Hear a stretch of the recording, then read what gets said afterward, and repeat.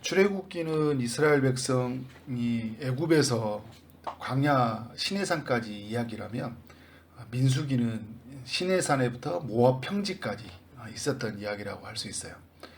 38년 동안 있었던 이야기가 이제 기록이 되어져 있는데, 그러니까 창세기, 출애굽기, 이제 민수기 이렇게 이제 역사가 흘러가죠. 레위기하고 신명기는, 레위기는 제사와 절기에 관한 이야기라면, 신명기는 이제 가나안 땅 들어가기 전에 이제 모세의 마지막 설교에 관한 이야기라고 할 수가 있어요. 민수기 1장은 이스라엘의 첫 번째 인구 조사에 관한 이야기예요. 민수기를 이제 영어로 넘버스라고 이야기하잖아요.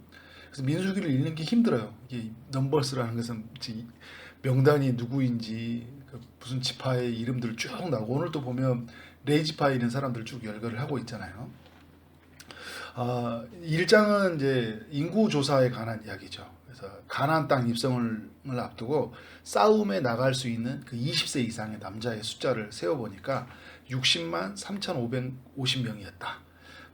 하나님께서 신실하게 아브라함의 약속을 성취하셔서 하나님 영적 군사로서 이제 이스라엘에게 이제 그 땅을 정복해서 살 수 있도록 하신 것이 무엇인지를 보여주고 있는 거죠. 민수기 2장은 이스라엘의 진 편성 및 이제 행군 순서에 관한 내용이에요. 12지파가 있는데 세 지파씩 동서남북으로 나눠서 진을 편성했어요. 그리고 중앙에는 성막이 있고 그 성막의 주변에는 이제 바로 이 레이지파가 있죠. 그래서 그들이 성막을 중심으로 이동해 가는데 어떻게 누가 먼저 이동을 하냐, 그런 순서들을 알려주고 있는 게 2장이라고 할 수 있고요. 오늘 이제 3장은 레이지파, 그 성막 중앙에 있는 그 레이지파 사람들에 대해서 이야기를 해주고 있어요. 레위인들에게는 이제 무거운 책임감이 주어져 있죠. 성막에서 봉사를 하면서 거룩하게 이 성막을 보존해야 되는 거예요. 하나님이 만나주신 곳, 그래서 하나님께 제사하는 이곳에서 이스라엘 백성들의 정체성이 있고 그들의 삶의 문제 해결이 있고 또 하나님의 일하심이 있기 때문에 이 성막을 잘 관리하고 보존해야 된다는 거예요. 그리고 말씀을 잘 가르쳐야 돼요. 1절부터 4절은 아론과 그의 아들들 곧 제사장의 명단이 나오는데, 특별히 2절과 4절에 누가 나온가요? 나답과 아비후가 나오죠. 레위기에 이제 나왔던 그 10장인가 11장에 나왔던, 우리 한번 살펴봤던 내용이에요. 여호와 앞에 다른 불을 들이다가 죽었던 그 나답과 아비후 이야기가 알려주고 있어요. 왜 그 레위기 지금 10장에 나왔던 이 나답과 아비후 이야기를 지금 민수기에서 언급을 하는 걸까요? 제사장의 역할은 성막에서 너무 중요하기 때문에, 이제 이 제사장은 성막 안에 이제 성소에 들어갈 수 있는 사람들이잖아요. 무엇보다 대제사장으로 부름받은 이 아론의 그 직계들은 1년에 한 번씩 지성소에 들어가서 속죄의 제사를 드리는 일로 부름을 받은 사람들이에요. 우림과 둠밈을 통해 하나님의 뜻을 묻고 백성을 잘 다스리도록 부름받은 자들이에요. 이들이 잘못 서 있다는 것은 곧 이스라엘에게는 엄청난 큰 타격을 입을 수 있는 거거든요. 그런데 여러분, 나답과 아비후가 하나님께 부름받았을 때 어떤 일을 행했어요? 이 자신들이 얼마나 하나님 앞에 중요한 직분으로 부름받았다는 걸 잊어버리고 그걸 자각하지 못한 채 다른 불을 들이다가 섬기다가 하나님 앞에 진노를 받아 죽고 말았어요. 나답과 아비후가 죽으면서 아론의 장자는 엘르아살과 이다말로 대체가 되었어요. 형들이 죽으면서 자기 자신들이 이제 큰 책임을 맡는 존재가 된 거잖아요. 한편에서는 굉장히 영광스러운 일이죠. 자기 자신이 이렇게 굉장히 무거운 책임을, 한편에서는 무거운 책임을 갖게 됐지만 한편에서는 굉장히 영광스러운 책임을 갖게 되는 거예요. 여러분, 우리도 마찬가지예요. 우리도 하나님이 우리를, 이스라엘이 장제된 역할을 못하니까 누구를 세웠어요? 이방인을 하나님이 자기 처음껏 삼아서 세우셨잖아요. 우리를 또 하나님이 자기의 소유를 삼으셔서 일했다는 것은 너무나 한편에서는 큰 영광이지만 또 한편에서는 뭐예요? 무거운 책임감이 있는 거예요. 누구를 생각해야 돼요? 나답과 아비후가 그 책임을 다하지 못했던 그런 모습들을 우리가 반면교사로서 생각해야 되겠죠. 그리고 지금 엘르아살과 이다말이 그런 모습을 생각해야 된다는 거예요. 이스라엘을 영적으로 잘 이끄는 지도자의 사명을 잘 해야 돼요. 제사장은 권력의 자리가 아니에요. 그 군림하는 자리가 아니라는 걸 기억해야 돼요. 특권을 부여받았다고 해서 마음대로 행하는 그런 자리가 아니에요. 하나님께 온전한 마음으로 서야 되는 그런 자리예요. 그래서 말씀의 원리를 따라서 잘 운영해야 가야 돼요. 그래서 오늘 말씀에 보면 그 온전히 9절에 보니까 레인을 아론과 그의 아들들에게 맡기라. 그들은 이스라엘 자손 중에서 아론에게 온전히 맡겨진 자들이니라 이야기를 하고 있어요. 그리고 10절에서 너는 아론과 그의 아들들을 세워 제사장 직무를 행하게 하라. 예인이 가까이 하면 죽임을 당할 것이니라. 굉장히 거룩한 책임이 주어져 있어요.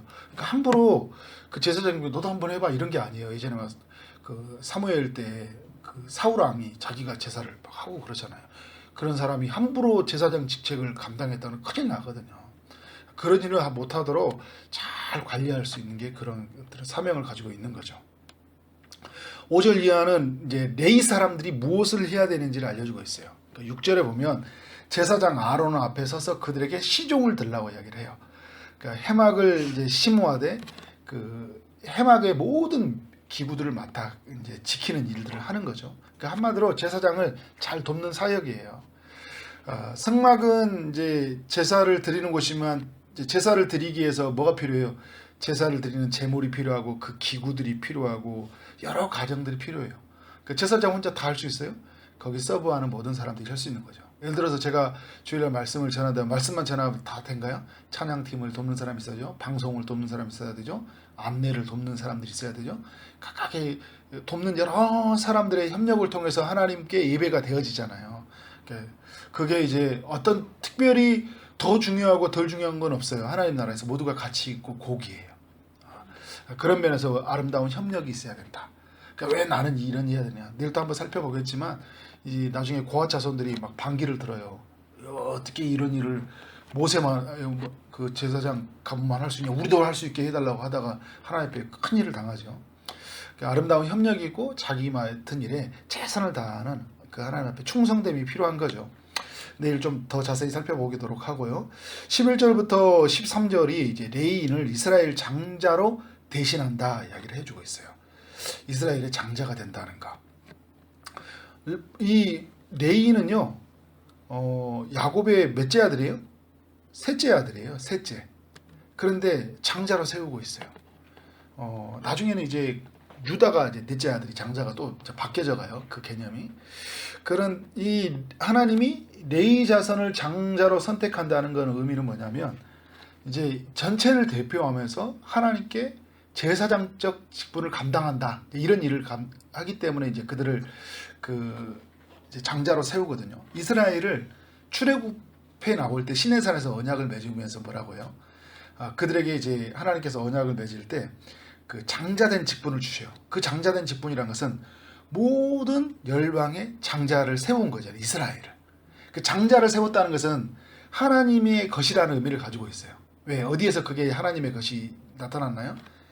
출애굽 그 이집트에서 있을 때 그들이 그 이제 처음 난 자들이 다 죽었잖아요. 처음 난 자들이 다 죽었을 때 하나님이 그들을 살려주셨잖아요. 이스라엘 백성들. 처음 살려준 자를 살려주면서 그건 뭐라고 하냐면 오늘 12절에 말씀에 보면 내가 너희를 구별했다고 이야기해요.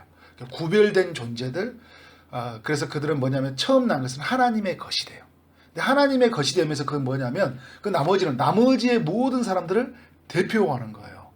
그러니까 아론과 그의 아들들이 거룩한 책임감들을 갖으면서 영광스러움을 가진 것처럼 레위인 전체가 뭘 갖는 거예요? 하나님 앞에서 영광스러움과 그 거룩한 책임감을 같이 가져야 된다는 의미를 가지고 있어요. 나는 처음 난 자로서 모든 사람을 대신한다. 이들이 장자로 그러면 왜 세움을 받았냐 했을 때 이스라엘이 금송아지를 숭배할 때 출애굽기 32장에 보면 레위인들은 하나님의 심판의 그 자리에서요 전적으로 헌신해서 그 뜻을 수행하는 역할들을 감당해요. 철저히 하나님 편에서 하나님 일들을 감당해 나가잖아요. 그러니까 동족의 편에 서서 변론하는 것이 아니라 하나님 편에 서서 그 뜻을 수행하는, 그래서 자기 백성을 죽이는 역할들을 하잖아요. 근데 그것을 하나님이 좋게 여기셔요. 왜냐하면 그 철저히 하나님 편에 선 사람들을 어떻게 하냐면 이 민수기에서는 그들을 하나님의 것이라고 얘기해요. 처음 것으로 세워지는 모습들을 보여주고 있어요. 45절도 그를 이제 내 것이라고 이야기했는데 하나님의 것이 되었다. 그러면 어떻게 될까요? 마음대로 살면 안 돼요. 하나님의 것이 되었기 때문에. 우리가 이제 좀 이따 이야기하겠지만 쓰지 말아야 될 이야기가 있어요. 뭐냐면 내 인생 내 마음대로. 이게 내 인생이에요. 그러니까 내 마음대로 살겠어요. 이런 말 많이 쓰잖아요. 하나님의 백성들에게는 어울리지 않아요. 왜냐하면 우리가 써야 될 말은 뭐냐면요. 우리는 주님이 준 인생이에요. 내 인생이 아니라 주님이 허락해 준 인생. 그래서 우리를 청직이라고 하잖아요. 주님이 주신 인생이고 우리 마음대로 하는 게요. 주님의 뜻대로 사는 게 우리의 삶이에요. 그래서 내 마음대로 살겠어요. 내 마음이 원하는 대로. 이거는 하나님의 사람들의 방식이 아니에요. 하나님의 뜻을 따라서 하나님 주신 마음을 따라 살겠습니다라는 게 삶이죠. 그래서 민수기 이 3장을 통해서 우리가 교훈을 가져야 될 게 뭐냐면, 우리도 어떤 사람이에요? 우리 또한 영적인 레인들이잖아요. 신약시대 때 영적 레인으로 부름받은 사람들이에요. 그래서 베드로전서 2장 9절에 너희는 택한 족속이 왕같은 제사장들이요 거룩한 나라요 그의 소유가 된 백성이라고 우리에게 말을 하고 있잖아요. 우리는 하나님께 그런 영적 레인으로 부름받은 사람들이에요. 택함 받은 사람들이다. 왕같은 제사장이야. 그의 소유가 됐어요. 그의 나라가 되었어요. 그렇기 때문에 우리는 어떻게 해요? 제사장이라는 그의 소유가 되었다는 것들에 대해서 특권을 가지면서 또 한편에서 어떤 마음을 가져야 돼요? 거룩한 책임감을 가져야 되는 거예요. 온전한 마음으로 써야 돼요. 순결한 마음으로 써야 돼요. 모든 사람을 대표하는 마음으로 서기 때문에 우리 행동 하나하나가 뭐가 중요해요? 행동 하나하나가 굉장히 중요한 거예요. 모든 사람을 대표하는 의미를 가지고 있기 때문에 교회를 대표하고 여러분이 각 가정에 가면 하나님 나라의 대표하는 자로서 굉장히 중요한 의미를 가지고 있다는 거예요. 그래서 한편에서는 나 한 사람을 세워줬다는 나를 하나님 세워줬던 것 때문에 너무 감사하면서, 한편에서는 정말 하나님께 세우시는 은혜가 헛되지 않도록 은혜가 은혜되게 해서요 겸손하게 서야 된 거예요. 내 마음대로 살면 안 돼요. 그래서 하나님의 뜻을 따라 살아야 돼요. 그래서 내 인생 내 것이라고 말하는 게 아니라 나는 하나님의 것입니다. 철저하게. 내가 하나님의 것이니까 내게 주어진 모든 것이 누구의 것이에요? 하나님의 것이에요. 내게 있는 소유, 내게 있는 건강, 내게 있는 자녀, 누구 것이라고요? 다 하나님의 것이에요. 함부로 쓰면 안 돼요. 그래서 여러분, 내게 있는 자유들 다 주님에게 맡기고 주님이 원하시는 것을 따라 살아가는 게 오늘 우리가 살아갈 삶이다. 그래서 늘 그렇게 살아가는 여러분 삶 되어지기를 주님의 이름으로 축원합니다. 아멘.